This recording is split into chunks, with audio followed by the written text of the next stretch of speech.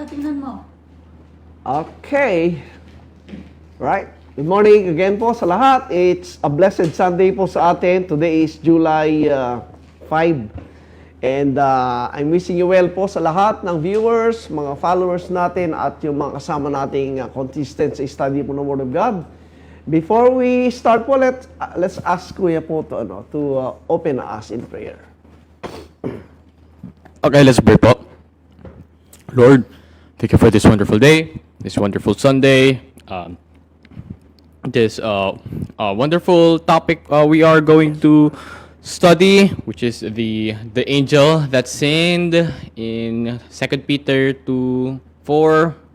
Please bless us, guide us, help us understand more of your words, understand our topic for the day, which is going to be presented by my brother. Please bless us, guide us. Thank you for everything, for every blessings, every knowledge you have given us. In Jesus' name, amen. Amen. Okay. So sa atin pong mga viewers, again, from Luzon, Visayas, and Mindanao. Now today po, we're going to continue ating series po ng topic about the angels.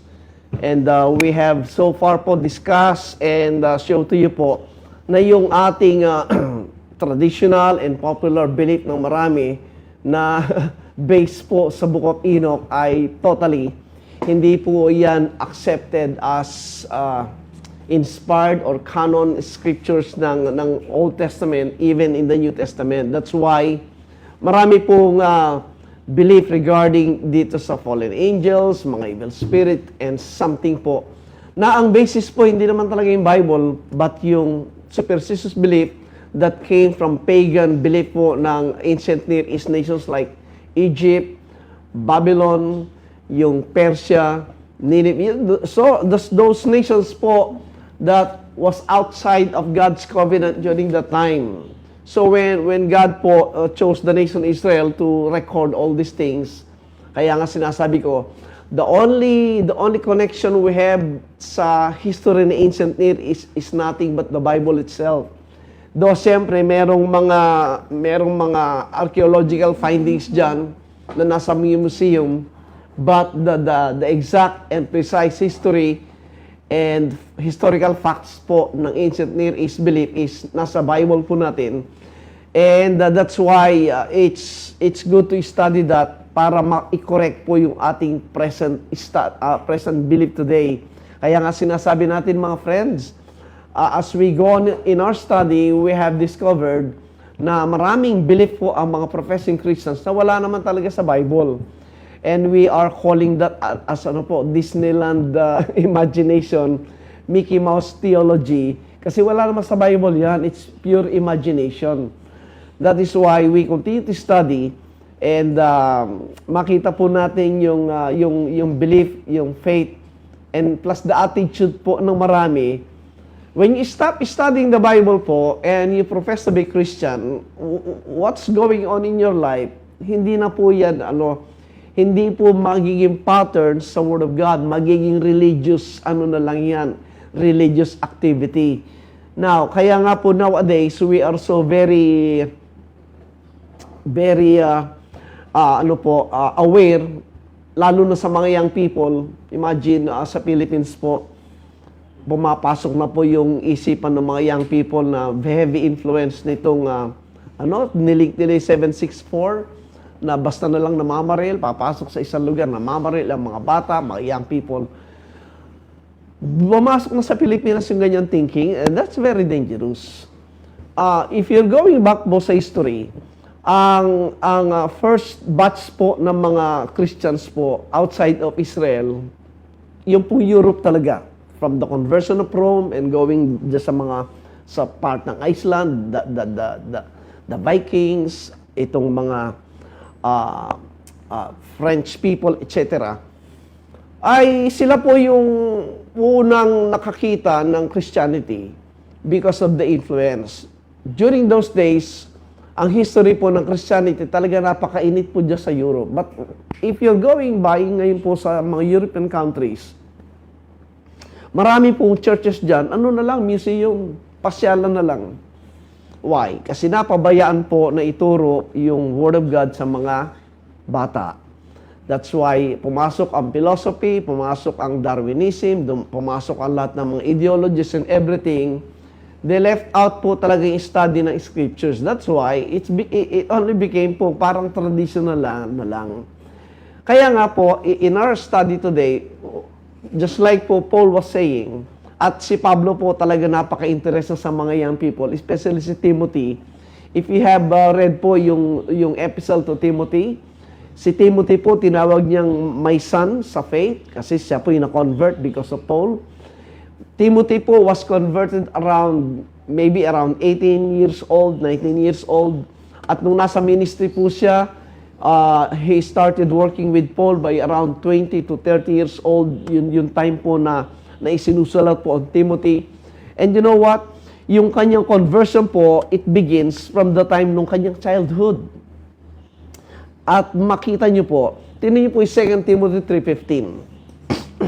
Bakit si Timothy po na-convert at naging manggagawa at talaga hindi iniwanan si Pablo until the day of Paul's execution sa Rome?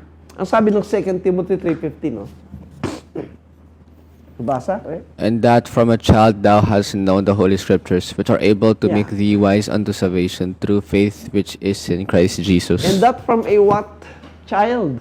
Mula pagkabata, nakikita niyo na, naririnig niya because of yung kanyang grandmother na pangalan si Loie at yung parents niya. Tinuturo sa kanya yung Word of God. That is why he grew up sa scriptures na yan. And when he met Paul, he came to believe the Lord Jesus Christ, got saved, and kanya pong dinevote yung kanyang buhay in serving the Lord with Paul as his teacher. That is why, alam nyo ba, during the time po ng pamamaalam ni Pablo, because he was going to be executed, the only person na kasama po niya ay si Luke, which is a doctor at the time. Sa prison po, sinasamahan siya. And then si Timothy po, inutusan ni Pablo, sabi niya, na pumunta ka dito, sabi niya, 2 Timothy 4, tinan niyo po, 2 Timothy 4 verse, alright, 2 Timothy 4 verse 6 po. Ito po yung last epistle ni Paul bago po siya i-execute sa Rome during the time po ni Nero. Ano sabi ng 4:6? For I am now ready to be offered, and the time of my departure is at hand. Yes, isinulat po niyo to kay Timothy, pinagbilinan siya. Mahalaga kasi malapit na akong umalis. Sabi niya, pero ang sabi ni Paul, 7, no? 7. I have fought a good fight. I have finished my course. I have kept the faith. Yes, it's a wonderful yung conclusion ng buhay niya. Yung alam niyang gawin para sa Panginoon, tinapos niya ang sabi. At walang pagsisisi. He kept the faith, ang sabi niya. Then verse 8 po, tinan niyo. And this is a wonderful thing. Ang sabi ng 8. Henceforth there is laid up Yes. for me a crown of righteousness, which the Lord, the righteous judge, shall give me at that day, and not to me only, but unto all them also that love is appearing. You know, I am trying po to study these things today kasi nga I finally realize na si Pablo po during his lifetime, ang concern talaga niya is this day when he stand before God, when he meet God face to face, and sa kanyang sarili, the question is, nagawa mo ba yung dapat mong gawin for the Lord during the time na duration ng buhay mo sa lupa? Kasi yan ang ating ultimate time na harap sa Panginoon. So, si Paul po, very confident siya, right? Now, ang sabi ni Paul po kay Timothy, yung verse 9 po, yung next verse. Do thy diligence to come shortly unto me. Yeah, mabilis kang pumunta rito, sabi niya. Why? 11. Anong kanyang pinagbilin sa 11?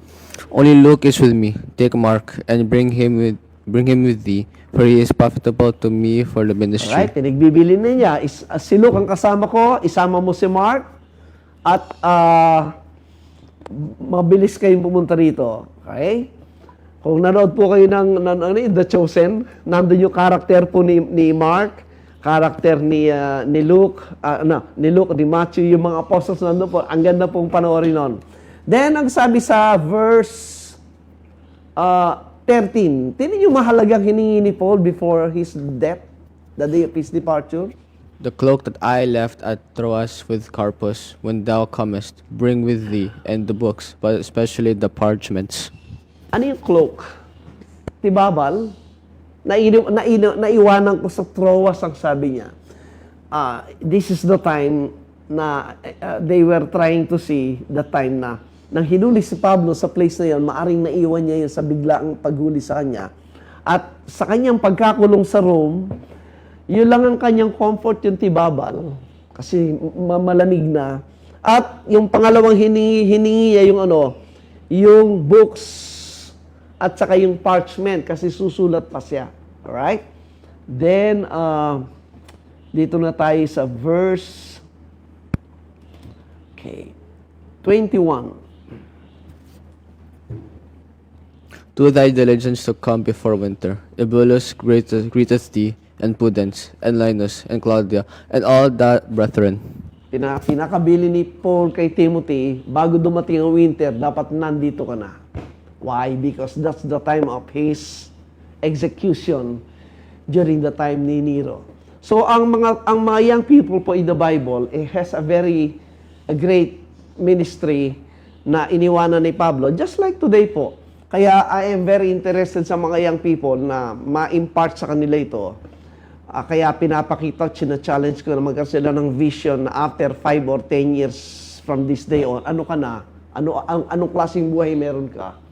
Because many of the young people po, pag walang guidance sa Word of God, nakafocus lang sa earthly things, ang buhay nila nandun lang sa physical things, and most of those po ay foolish things. Kaya yung pong internet natin, good po yan, but anything good po nagiging bad pag yan po ginamit sa hindi tama. Kaya yung mga nangyayari sa paligid natin na na-influence sa mga young people, be careful. Dapat you should be wise enough to see that everything that can destroy lives, everything that can disrupt po yung flow ng society is not good. At ito'y gawa po ng mga taong walang wisdom, right? We are here in this world po to build, to bless, and to be an instrument of God's works sa buhay nito. Kaya, God is raising up people na they are educated, they are people who know what are the physical things they need, how they live. Alam niyo, mahirap mabuhay sa mundong ito, di ba? Mahirap mabuhay sa mundong ito. If you don't have enough ammunition, enough education and training in this life, napakahirap talaga niyan. And also, as you go along in study, ma-realize mo na hindi lang physical life ang meron tayong spiritual realm, which is, yan po'y properly evidence po, yan ng historical facts ng pagdating po ng Panginoon Jesucristo. Very active po yung spiritual world na yan. That's why, ang isang believer po, physically, yung kanyang mind po, kompleto yung kanyang development ng mind, yung pong intellect niya, at saka yung spiritual need po ng kanyang isipan, pareho po nag-grow yan. As they grow, sila po ay aware in both the physical world and the spiritual realm. Kaya po, when it comes to the things of God, hindi ka magiging religious lang. Kasi mga religious people po, nakafocus lang sa performance, sa paningin ng mga tao, pero inwardly, there is no interaction with God talaga kasi nga kulang sa kanilang exposure po sa scriptures.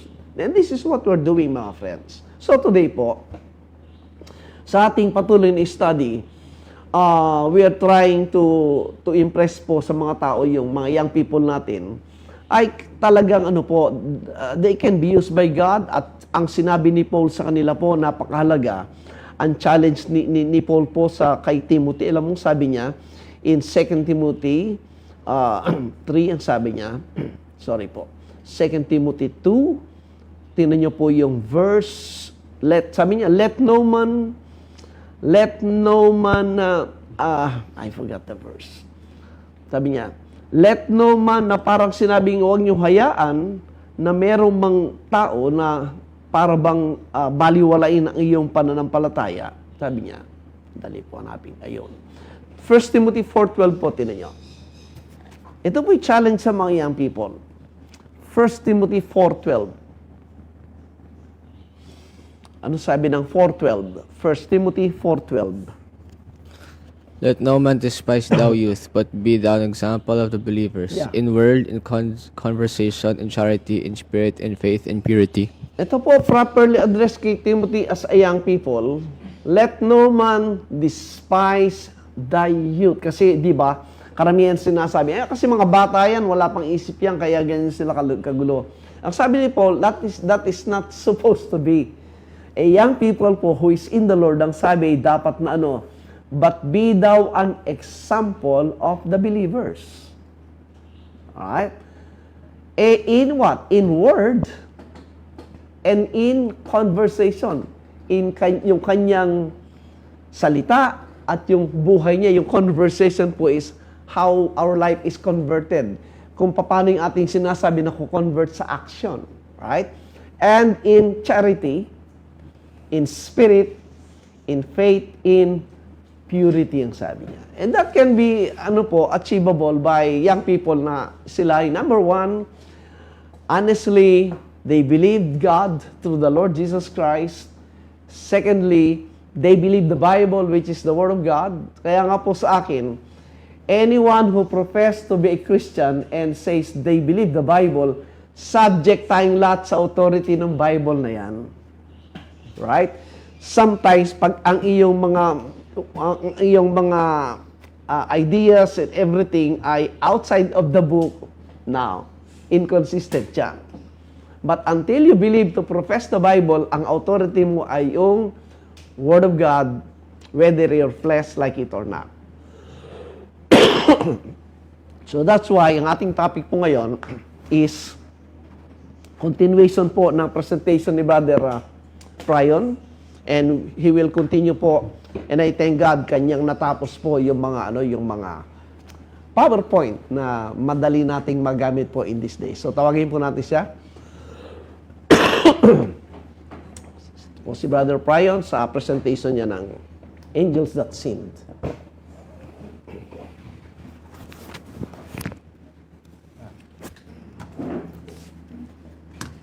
Good morning po sa inyong lahat. Just to be clear po, medyo may kila yung presentation ko today kasi sinamarize ko lang yung presentation. Wait lang.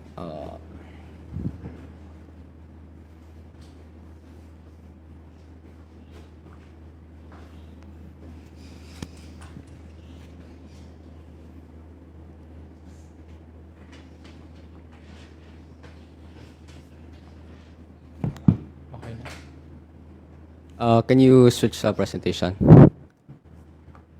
So, angels defined. A concise study of angels that sinned and implications. Next slide, please. So, introduction muna. So, again po, yung...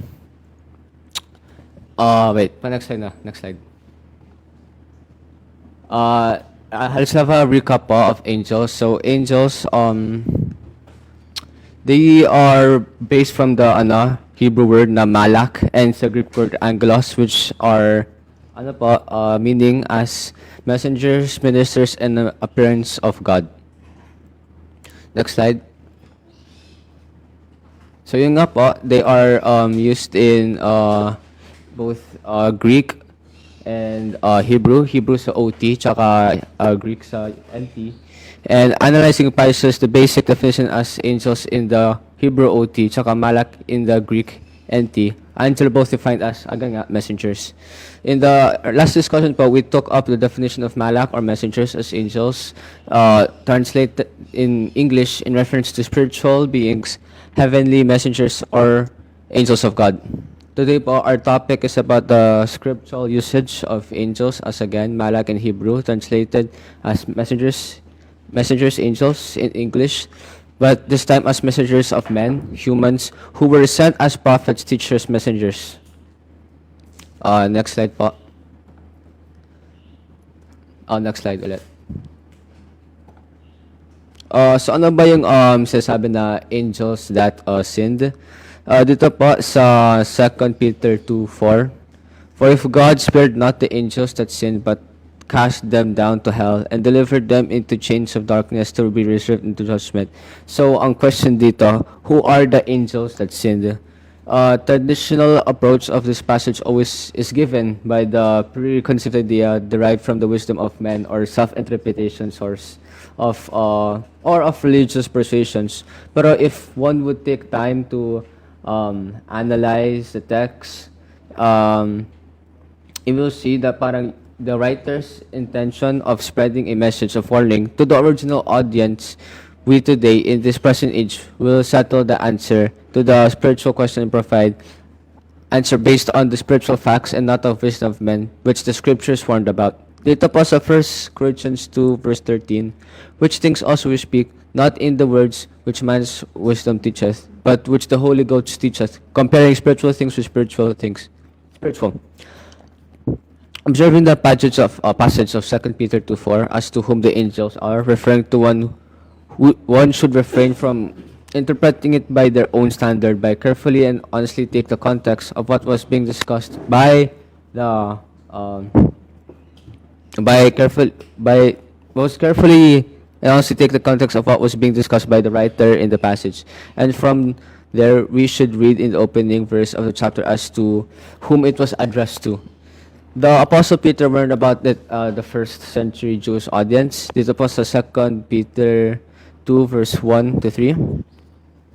So dito po sa 1, but there were false prophets also among the people, even as there shall be false teachers among you, who privily shall bring in damnable heresies, even denying the Lord that brought them, and bring upon themselves a swift destruction. So 2, and many shall follow their pernicious ways, by reason of whom the way of truth shall be evil spoken of.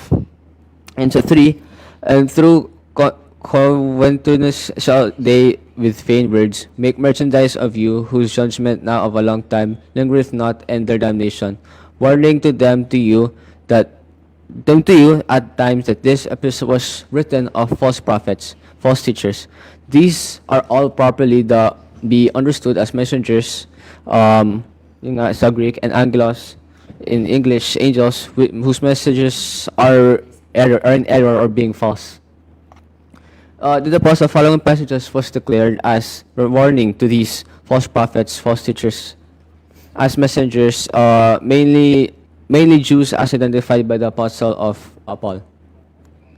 Dito po sa 2 Corinthians 11:3, but I fear lest by any means, as the serpent beguiled Eve through his subtlety, so your mind should be corrupted from the simplicity that is in Christ. So for if he that cometh preacheth another Jesus, whom we have not preached, or if ye receive another spirit, which ye have not received, or another gospel, which ye have not accepted, you might well bear with him. Dito po sa 13, so medyo nag-skip tayo. For such are false apostles, deceitful workers, transforming themselves into the apostles of Christ.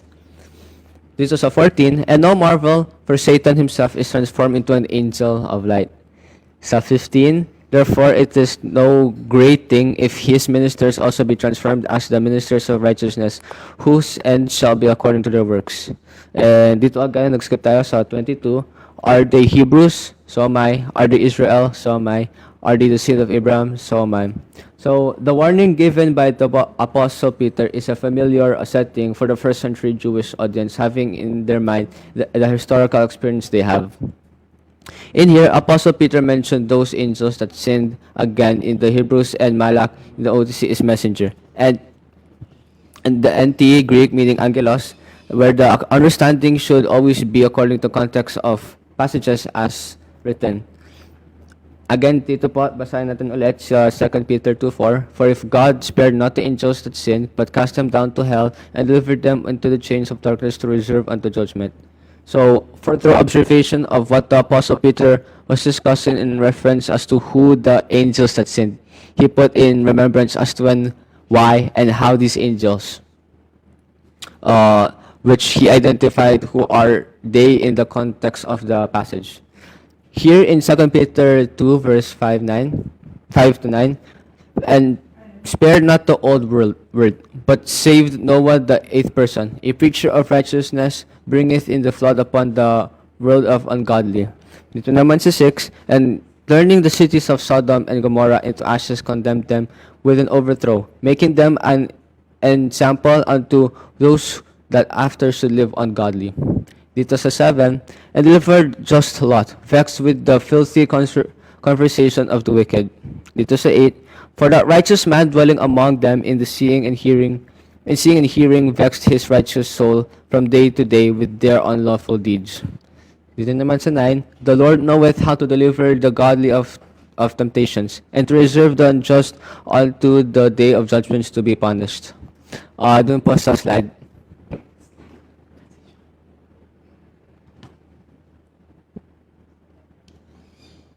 Next slide po. Next slide. So din naman sa judgment consequences. In the passages preachers discussed, he mentioned in the judgments of these angels that sinned during the flood of Noah and the burning of Sodom and Gomorrah, wherein easily one could find that he was referring to the judgment of God's messenger as the priestly line of beginning from Adam to Seth, for having committed an act of polluting the holy seed by commingling with the other people outside of the priestly family line of pedigree. Thus they were judged by flood, wherein Noah and his family will remain pure and perfect in that sense.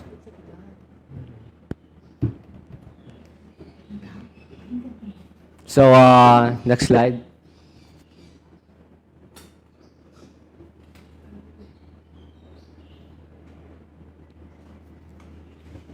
Ilang po.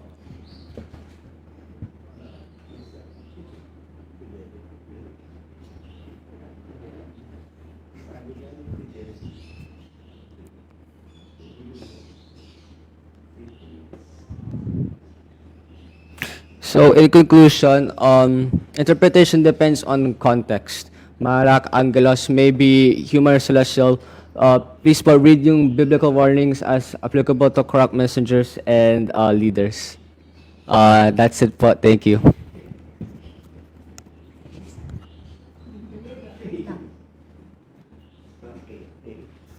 Okay, thank you, Rod. Gandahan ako doon sa ano yan, nilagay mo? Doctrinal fidelity. Yan. Alright, so I hope to summarize po, yung ating topic na rin ba? Yung topic po is about the definition of angels kasi we were taught to read po, pag sinabi angels, automatic yung pong mga cosmic being. Right? Pero as we grow in learning and take po yung underlying Hebrew text at saka Greek text po ng Bible, plus of course yung context, makita natin, yung angels po in the Bible, hindi po sinisingle out lang po yung mga cosmic being. Yung angel po, basically the word angel, the English word angel comes from the Greek word agilo, which means messenger din. Pag pumunta ka po sa Hebrew word, yung messenger po, nando sa Hebrew word na malak, messenger din. So what we have in the English Bible, pag sinabing messenger, agad nilalagay po yung angel agad. And sa New Testament, pag nabasa natin na angel, automatic ang isip natin yung cosmic being. Pero right there in the spot, pag nakita natin ng context, just like po yung ginagawa ni Brother Pryon, in-analyze, tingnan na ng context. At doon sa 2 Peter po, pansinin nyo, ang context po doon from the very beginning was addressing po yung false prophet, false teachers. And yung angels ang tinutukoy po was a reference po doon sa mga messengers in the Old Testament that sin. Ang example nga po, di ba, si Balaam, si Kore, at si Cain. Yan po yung mga example na binanggit doon sa 2 Peter.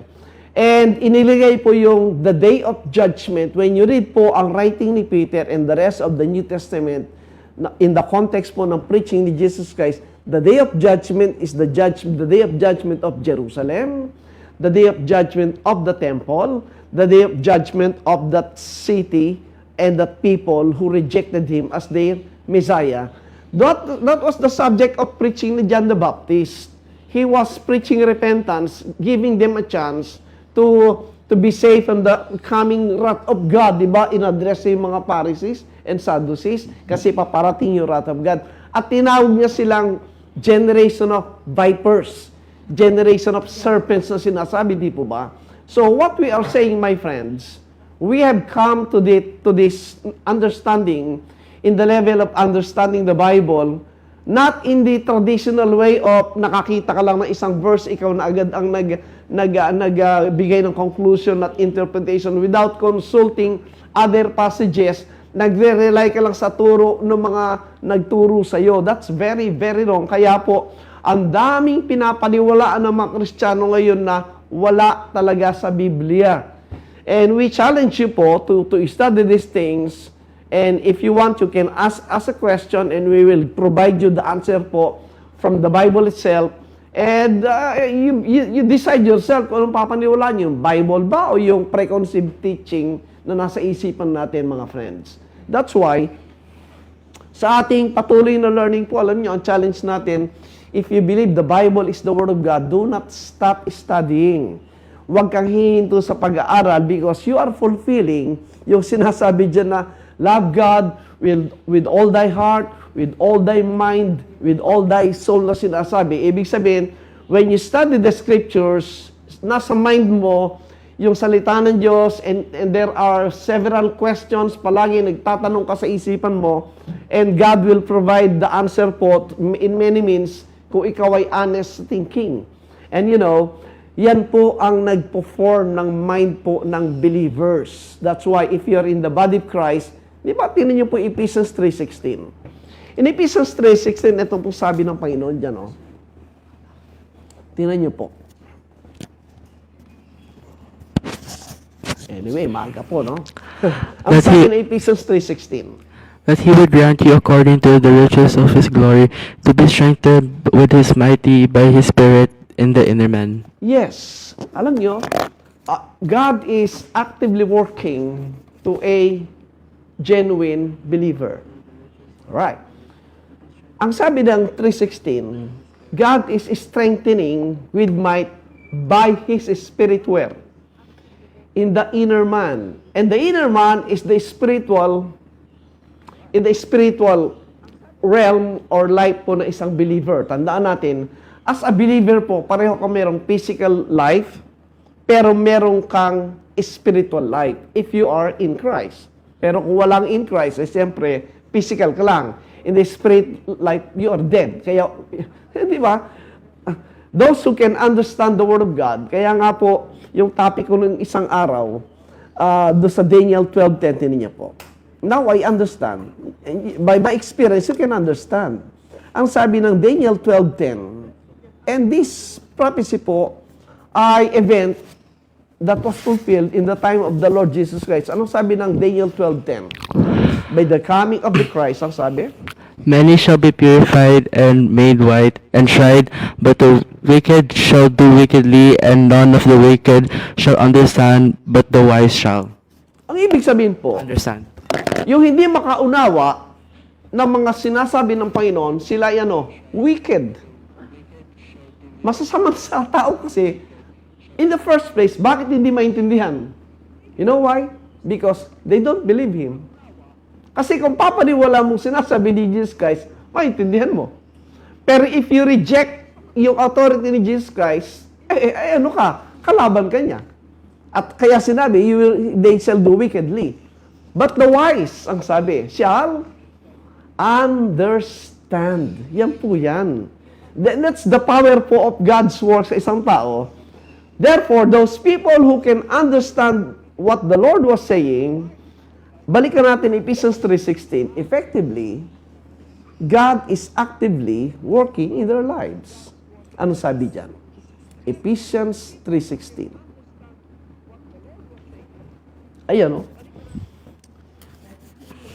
That he would grant you according to the riches of his glory to be strengthened with his mighty by his Spirit in the inner man. Now, if the Spirit is actively working in the inner man, do you think walang mababago sa attitude ng tao. Walang mababago sa kanyang goal and purpose in life. Walang mababago sa kanyang paningin sa buhay if God is actively working in the inner man. And the inner man is in the mind. Nasa isipan po yan, mga friends. Kung ang mind natin is preoccupied with the fleshly things, the things of the physical things, the fleshly things, you are dead in the spiritual things. The sad fact, mga friends, maraming ganyan sa mga religious crowd. Yung mga pastor, they are dead pala, hindi mo alam. I've seen a lot. maraming leaders sa mga churches, ang motivation, I've heard, para makapunta sa US, para, ang daming mga motivation just to keep people coming, dumami yung tao. Pero, wala yung working of God in the inner man. That's why, sooner or later, lumalabas po yung mga works na hindi talaga nararapat. And the people po are well-meaning people na gusto makita ng truth, pero they were being hindered because of the leader na hindi hinahayaang mag-flow po yung katotohanan because they want to control them. Sayang po yung mga tao, mga friends, na honestly, they want to know God, they simply want to learn about the things, pero they were hindered because of the interest po ng mga leaders sa mga religion. And that's the problem. So, if God is working in the inner man, yung attitude po ng tao, magbabago yan. Yeah? Anong ibibigay sa iyo ng Panginoon po when somebody learn the things of God? Tignan niyo po, ang sabi ng Panginoon sa scriptures po, when He defined po di ba? When He defined yung kingdom of God, the kingdom of God, ang sabi niya, is not fleshly things, is not meat and drink, but what? Righteousness and peace in the Holy Ghost. If God is working po in our lives, whatever is happening in the physical world, alam nyo, in the physical world, I suddenly realized, pagka tinitinong ko yung sa YouTube at saka mga sa TikTok, di ba? Dinidiscuss nila yung cholesterol, yung gallbladder, yung blood, etc. Imagine, lahat na lang sa katawan mo, komplikado lahat. Anong dapat mo kainin, anong amount ng mantika, anong amount ng asin na dapat mong inumin. To maintain yung ating physical life, ang dami pong komplikasyon. Tama? That alone po will tell you, if you're wise, that the physical life is uncontrollable. Kaya kumain ka, kaya hindi ka kumain, magkakaproblema yung katawan mo, di po ba? So that shows po dapat, if you're wise, you will be investing more sa eternal things, sa spiritual things. And if you believe in God, you seek to want to know and serve God, and let God deals with your physical life and everything in this life, as you are doing something, of course. But let be reminded that yung truth po na ito will keep you humble, will keep you patience, will give you understanding and love po, Panginoon, sa mga bagay ng Diyos. That's one thing po na makita natin if God is working in the life of a believer. That is why, yung ating tinuturo po ngayon, mga friends, if you will notice, lahat po ng pinapakita natin based on the scriptures. Lahat, Bible verses ang ipapakita namin sa inyo. Kaya ang daming bilit na sabing challenge natin na maling-mali talaga eh. Sa dispensational system, sa futurist system, I was there, nakalkal ko na lahat po ng posisyon na yan, Acts 2, mid-Acts, Acts 28, and I'm telling you mga friends, error po yung mga turo na yan. Hindi batay po sa King James Bible, kundi batay sa notes ni Darby, sa notes ni Scofield. Kaya nga po, when somebody read the Bible, ang problem po, I understand, pag binabasa mo yung Bible mo, meron ka na sing preconceived thought. Kaya, naghahanap ka na lang ng proof ng pinapaniwalaan mo. Pag may nakita kang passages, ini-ignore mo lang. Like yung basis, yung audience, sino yung kausap, yung second person pronoun, yung mga demonstrative adjective, yung mga time statement na now, very near, at thy hand, quickly. Ini-ignore na lahat yan kasi nga ang thinking mo, meron ng preconceived teaching. That is why, just like this topic today, pag nabasa mo yung angels, antimanong isip mo, yung angels that sin, these are the angels na nagrebelde kasama ni Satan, ni Lucifer, kaya naging Satan siya. Question, saan mo mababasa sa Bible yon? Wala po. I-quote natin Isaiah 14, yung tinawag na Lucifer, doon sino? Si Satan? Hindi. Sa verse 4, ang tinawag na Lucifer doon sino? Yung King of Babylon. Anong context ng Isaiah 14, 13 and 14? The invasion of the Medo-Persian Empire sa kingdom ng Babylon sa kanilang fall. Tinawag na Lucifer siya as a what? As a satire, insulto, kasi yung King of Babylon nagpapanggap ng Diyos. Tao yun. Nandun lahat, basahin mo yung context. Tao yun. Thou art a man, sabi niya. The same with Ezekiel 28 na tinawag na cherubim. Pag binasa mo, yung King of Tyrus ang sinasabi, tao siya. So, saan mo kukunin yung angels that sinned, na ito yung mga cosmic angels na sumama kay Satan? Wala po sa Bible. Saan mo makukuha? Doon sa Book of Enoch. Ang Book of Enoch po, hindi naman recognized as canonized na, inspired. Kasama sa Apocrypha yan eh.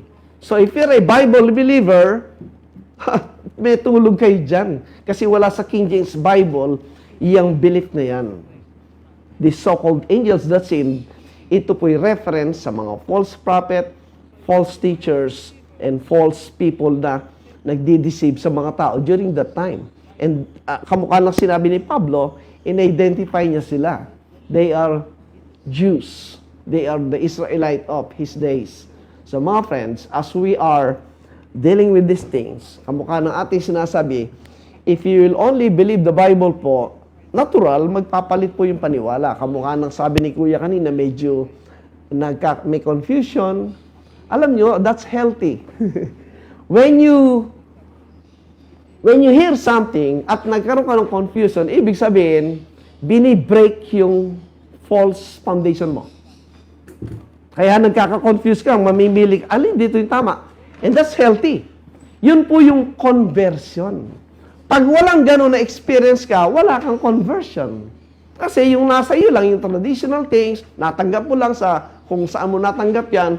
Pero when you were confronted by the scriptures at it runs totally against of what you believe, healthy po yun. Ibig sabihin, study mo. And which one is solidly backed up by the scriptures? Yung present belief mo o itong nabasa mo ngayon na ito? Which run contrary to what you believe. Hindi ba good yun? It will encourage you to compare and study. So when you study these things, tandaan natin, yung natanggap po nating belief, hindi naman natin pinag-aralan yan. Di ba? Narinig mo na lang kasi accepted the majority, tinanggap mo na, pero hindi mo pinag-aralan. But when the time came, you were confronted with these scriptures that totally run against of what you believe, pag-aaralan mo. And when you study it, then, at nakita mong maliwanag yan, and you embrace that thing, then you got converted. Converted into a much better position. Why? Kasi, pinag-aralan mo yan. In a religious mindset po, hindi ganyan. Tanggap lang kayo ng tanggap. Kung ano sinasabi ng leader, kung ano pinapaniwalaan na marami, tanggap ka lang ng tanggap. That's religion. Kaya wala kang conviction dun eh. At you cannot defend that, you cannot teach that kasi tinanggap mo lang. Pero if you study it, and that's the thing, you will decide which one is true, which one is false, at nakita mong mas maliwanag ang matibay ito, kaya mong tayuan, kaya mong ituro with full conviction. And that's po ang sinabi ng Romans 10:17, faith cometh by hearing, and hearing by the Word of God. Time will come, mga friends, that everything you do, hindi na batayan kung anong sasabihin ng friends, hindi na batayan kung anong sasabihin ng ibang tao. Ang batayan mo is what the Bible says. Kasi yun ang sinabi ng Diyos. Then you will learn to really serve God. Yung Diyos mismo ang paglilingkuran mo, hindi yung tao. And that's better, di po ba, mga friends? That is why, when you keep on hearing and learning these things, you will be standing alone, having God in your right and in your left hand as your basis. And that's the scriptures. And throughout your life, ang nasa isip mo, kausap mo at paglilingkuran, hindi yung religion, hindi yung tao, kundi yung Diyos mismo. And that's the program of God. That's why, ang sabi ng Bible, ye are the temple of God. And we have that one high priest. Sino high priest nating lahat? Si Jesus Christ. Kaya nga po yung religious setup ng nasa isang religion ka, isang organization, kung ano yung sinabi ng leader, yun ang sasundin mo, tinapos na po ni Jesus Christ on when He judged po yung temple sa Jerusalem. Kasi yung ganong setup po ay, yun ang setup ng maraming religion ngayon, ang high priest sa yung leader. Tingnan yung mga religion, meron silang mga high priest na tao. Kung anong sinabi ng leader yon. That's exactly what Jesus Christ dismantled noong 70 AD. Kaya in-emphasize, ang every believer is the temple of God, and God is indwelling in the individual believer. At pag naintindihan mo yan, mga friends, anong difference? The difference is, magiging sensitive ka, magiging aware ka na ang Diyos nasa iyo. What is more greater than that? Hindi mo naisiping malayo ang Diyos, hindi mo naisiping hindi ka nakikita ng Diyos. In fact, kasama mo ang Diyos kasi ang Diyos nasa iyo. Hindi ba that is much greater truth na tinuturo ng Bible, di ba? Tingnan niyo again, John 14:19. John chapter 14 verse 19. Tingnan niyo. Marami po kasi hindi binabasa ito pero hindi ina-analyze. What we need is to analyze every passages na sinabi ng Panginoon. John 14 verse 19. Alam nyo, kung maniniwala ka na rin lang at gusto mo rin mag-aral, doon ka na sa mas marami kang matututunan. Hindi sa paulit-ulit na turo. Di ba? At walang katian. Ano sabi ng 19? Yet a little while, and the world seeth me no more, but ye see me, because I live, ye shall live also. Analyze yung maigi po. Yet a little while, and the world seeth me no more. Yes, but ye see me, because I live, in ye shall live. Yung sinasabing world, that's the public population. The general population, hindi na siya makikita. Pero yung believers, ang sabi, makikita siya. How? By their naked eyes? Hindi po. Tingnan yung 20. Ayan, At that day ye shall know that I am in my Father, and ye in me, and I in you. Yeah. At that day, question, what day ang sinasabi niya? Anong day ang tinutukoy dyan sa 20? What day? Tingnan yung verse 3, tas natin ng konti. Anong day ang tinutukoy ni Jesus Christ na malalaman niyo ang sabi? Ano sabi ng 3? I go and prepare a place for you. I will come again and receive you unto myself, that where I am, there ye may be also. That is the context na aalis siya at magpiprepare ng place para sa kanila. Tandaan niyo palagi po ang kausap, yung sila, yung you, and I will come again and receive you unto myself, that where I am, there ye may be also. Yan ang sinabi ng Panginoon. Balik niyo yung 20. Ayan. Ano sabi niya? At that day ye shall know that I am in my Father, and ye in me, and I in you. At the day of what? He's coming again. At the day that He will come to be with the believers, ang sabi, at that day, ano mangyayari? Ye shall know. Hindi sinabing see. Ye shall know. How can you know some things? By hearing. By analyzing. And when you see that it is of the truth, you believe it. Then, because you know it, di ba? Ye shall know that what? I am in my Father. And ye, the believers, in me, and I in you. Question. Do you believe that Jesus Christ is in you today? So, dumating na. Yan ang sinasabi niya. He already came. By anong nature of coming? Visible coming? No. Hindi kasi makikita eh. Di ba? So, these are the things na sinasabi natin, mga friends, na imagine po, if you could only, count in your fingers, ilang tao po yung nakakaunawa ng ganyan. Di ba? The multitude of professing Christians is still waiting for the visible coming.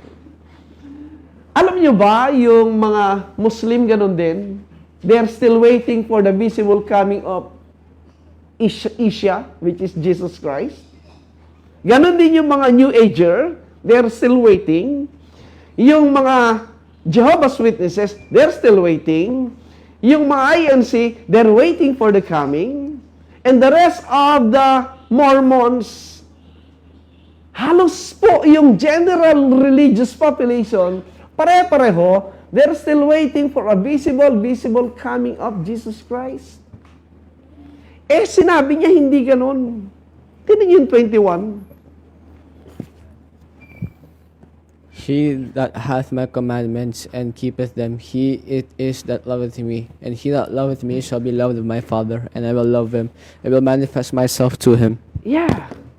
At the basis po ng Panginoon, tinan nyo yung love sa Kanya, yung pag-ibig ng Father, ang sabi niya, ay nakabatay sa Kanyang salita, yung commandments, at yung mga nagmamahal doon, at nasa kanilang salita ng kautusan ng Diyos, ang sabi, will manifest myself to Him.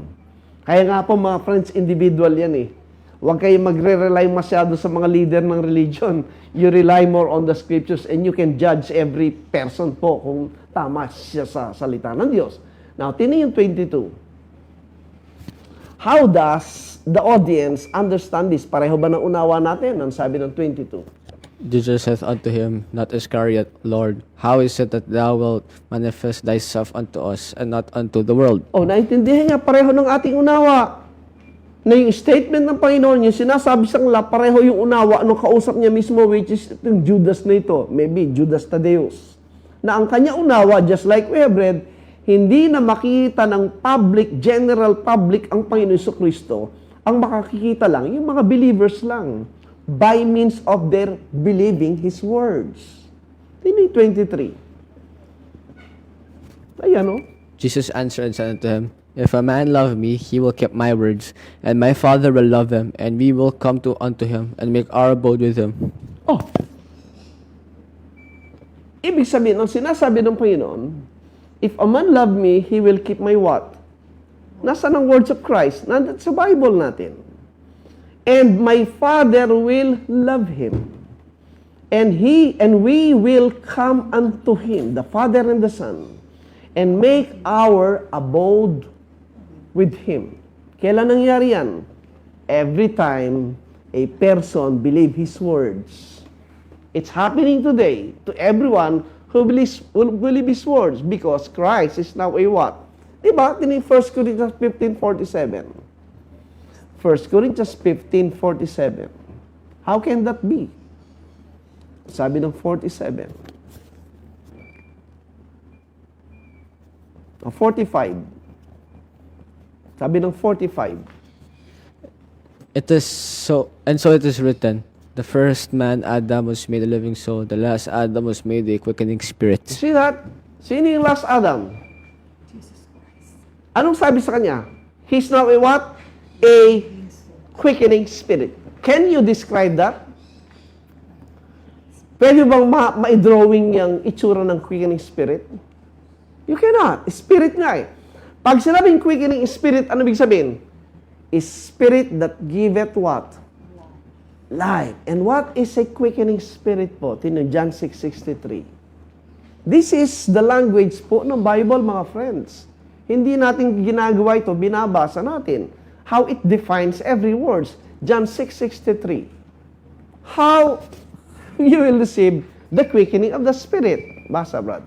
It is the spirit that quickeneth, the flesh profiteth nothing, the words that I speak unto you, they are spirit and they are life. It's the words. The words, it's spirit that quickeneth, and their life, at ang sabi, the flesh profiteth nothing. The words that I speak unto you, they are spirit and they are life. So therefore, if you receive the words, you receive Christ as the quickening spirit. Therefore, Christ already came unto to the person who believed the Spirit. Tama? Kaya nga po mga friends, even si Paul po, sinabi niya, tingnan nyo, 1 Timothy 6:15. Ito po hindi nababasa kasi na-analyze mabuti eh. 1 Timothy 6:15. This will further po strengthen this position. O, doon muna sa 14 po, 14. O, talking about what? Sige. That thou keep this commandment without spot, unrebukable, until the appearing of our Lord Jesus Christ. Ang context is the appearing, the coming of Christ. 15. Which in his times he shall shew, who is the blessed and only potentate, the King of kings and Lord of lords. Friends, tandaan nyo, itong which in his times he shall shew, this was a reference to the immediate future nung kausap. Hinihintay nila yung coming ni Christ, not us, but them. Tama? And in his coming, sabi, ipapakita niya dito yung only potentate, the King of kings and Lord. And who is that? The Lord Jesus Christ. Notice po yung 16. How the Apostle Paul described this one. Who only hath immortality, dwelling in the light which no man can approach unto, whom no man hath seen, nor can see, to whom be honor and power everlasting. Amen. This one po consistent. Si Jesus Christ ang merong, tinan nyo, nilagyan niya ng only hath immortality. So before the coming of Christ, walang immortality. Siya lang ang meron, di ba? At ang sabi, dwelling in the what? In the light, because He is light, He is God. God is light, di ba? Kaya if you are away from God, you are in darkness kasi wala ka sa light. Kaya sabi, look at this, which no man can approach unto. Any physical man cannot approach God, they will die. Diba? Ano sabi pa? Ito yung mahalaga. Whom no man hath seen. Hindi pa siya nakita in His pre-incarnate state as God. At makita natin, yung next lesson natin about the cloud, prominent yan, wala pa nakakita. Ang nakita lang yung manifestation ng cloud, di ba? As a covering. So, yung Christ na tinutukoy niya dito, bagamat nagkatawang tao, hindi yun ang talagang itsura niya. Common sense. Bakit? Kasi, if Jesus Christ, in His flesh, yun ang kanyang itsura as God, hindi ba? Ano yan? Racist? Hudyo lang yun eh. How about yung Filipino? How about yung African? How about yung... Di ba? Hindi. He came in the flesh in the picture of a Jew because there is that covenant. Right? Kaya, wala sa nirepresent na race as God. Wala. Doon lang sa kanyang pagkakataong tao in respect to the covenant with Israel. At pangalawa, ano sabi niya? Nor can see. O, di patay. Wala pang nakakita sa kanya o makakakita pa. So, how can you still insist na merong public, visible, bodily coming in the future? Sinabi na ni Pablo. Walang makakita. That's why, ang sabi ni Paul, 2 Corinthians 5:15 po, tinan nyo. 2 Corinthians 5:15.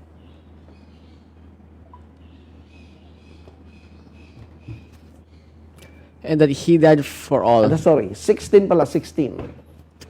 Wherefore henceforth though we know man after the flesh, though we have known Christ after the flesh, yet now henceforth we know him no more. Dati, nakita nila. In the flesh. Pero nung umakyat sa heaven po, kaya yung Acts 1:9 po, very important yon. Nakita yung pag-akyat, pero yung last part, received by a cloud. Tingnan niyo po, Acts 1:9. Kaya hindi niya ma-describe ni Pablo eh. Hindi niya na mabigyan ng picture si Jesus Christ. How can you tell na merong visible coming? Acts 1:9 po. Ayan. And when he had spoken these things while they beheld, he was taken up, and the cloud received them out of their sight. Yung pong last part na yan, yung last paragraph na yon, last phrase na yan, hindi pinapansin niya kasi may preconceived teaching nung physical bodily coming umakyat, physical bodily coming bababa. Pero they failed and ignored yung kalahati na sinabing, in a cloud, receive him out of their sight. Bakit alam ko? Ganyan po ako magturo nung ako'y nasa dispensational system, ini-ignore yung cloud. Hindi ko alam, yung palang cloud ay very important because it describes the power, the glory, and the honor of the Father. Pakita ko lang po ito. Next time, i-discuss natin. Matthew 16:27. Kaya, I am very sure na nung nag-ascend po sa langit, natapos na yung pre-incarnate state, bumalik na sa kanyang pre-incarnate state as God, as Spirit. Ano sabi? Matthew 6, Acts 1:9? 27, ano sabi? For the Son of Man shall come in the glory of his Father with his angels, and then he shall reward every man according to his works. Now, tingnan niyo po. Dito, sabi ng Panginoon, He will come in what? Dinescribe yung pagdating niya na in the glory of His Father. Alam niyo, kayo mismong gumawa, hindi ko papakita kasi kulang tayo sa oras. I-search nyo sa concordance ng Bible nyo, i-type nyo cloud. Cloud lang. Mula sa Old Testament, makita nyo. And, majority ng cloud, nandun po yung reference palagi na nandun yung cloud and then it shows po yung kanyang glory and honor of the Father. Dinidescribe ng cloud in the Old Testament language na pag nandun ng cloud, nandun yung glory, honor, and power of the Father. Mismo sa mga verses po nandun, it describes mismo kung ano yung sinabi ng cloud. So therefore, nung sinabing in a cloud, receive him out of their sight, hindi nyo ba nabasa? Lahat ng promise coming ni Christ that He will come in the cloud. So therefore, pagbaba niya, anong bababa? Yung cloud. Pero again, don't get me wrong in thinking na literal yon. In the mind of the audience, being Jews, alam nila kung ano yung cloud. Again, we will discuss this later. Ang cloud represents judgment at saka yung filling in of the tabernacle. When the judgment on Jerusalem comes, in the mind of those who understand, this is Christ doing this. Yung judgment sa Jerusalem. Just like in Egypt. Nung ginudge yun, hindi naman yung cloud ng boba. Sila nagpatayan until yung Babylonians dumating and invaded Egypt. The same thing that happened sa Jerusalem. When the cloud came down, sabi, it filled the house. What happened? Nung nawala yung physical temple, wala na yung Old Testament people of God, sino na? Yung mga believers na. From there, from 70 AD, what happened? It spread to the whole world. Yung kingdom of Christ. The name Jesus Christ is spread out in the whole world from that day. That's how to interpret the Bible po. Next time, we will deal with this po. And you will see, you can fully understand kung bakit. Imagine from 300 AD, i-search nyo sa Google nyo, list of prediction concerning the second coming, lalabas lahat. Mula 300 AD, marami nang nagpe-predict. Nakakatawa na lang talaga. Pag hindi nangyari, nag-change ng date. Tapos, ang daming dahilan kung hindi na po-fulfill. Imagine, the last one is 2025 sa Africa. Ang sabi, September may rapture. Hindi nangyari. Ay, sa October daw mangyayari. November daw. Tapos, bandang uli, sinisi yung calendar. Ay, kasi daw, hindi yung Gregorian na ginamit niya, kundi yung Julian. Ang dami pong ng lolo kong mga preachers na nagpe-predict ng coming of Christ. At ang sabi ng Bible, alam nyo, and I will end with this, Deuteronomy 18 po. Tinan nyo. If somebody, ang sabi niya, gumawa ng prediction, anong sabi ng Panginoon? Deuteronomy 18, tinan nyo po. Winarningan na po tayo dyan. Deuteronomy 18, verse, okay, verse, okay, 20. Deuteronomy 18:20. But the prophets which shall presume to speak a word in my name, which I have not commanded him to speak, or that shall speak in the name of other gods, even that prophet shall die. Oh. Paano malalaman? 21. Nagtanong sila. May question. Ano? 21.